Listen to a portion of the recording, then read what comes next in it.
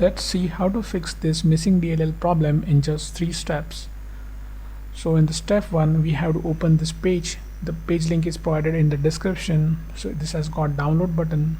So we'll click on download button and the file will get downloaded. We have to save this file somewhere.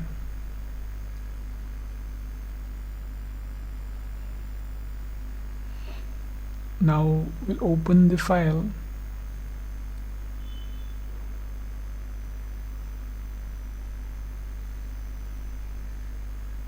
Now we have to copy this file.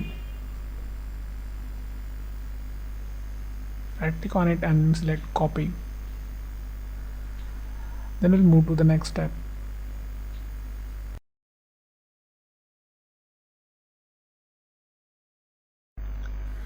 Now open C drive, then open Windows folder. Now scroll down in the directory. We have to open System32 folder here. Now right click in the blank space and select paste. Click continue to paste it. If you face access denied issue, then you can follow the screen to fix that. In the step 2, we'll register the DLL file we just copied. Now open task manager with an administrator access. Click file, select run new task, then click on browse button. Now open C drive again, open Windows folder, open System32 folder. Now in the list we have to select this file,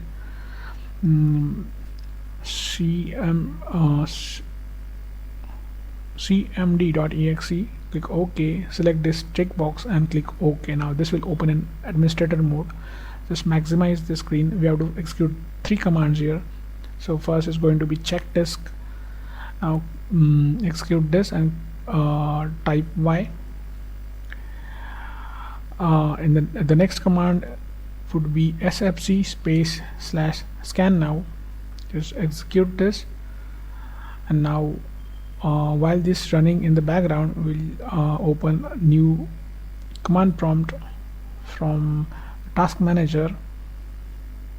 Just click this box again and click OK. Now we'll just keep this window side by side.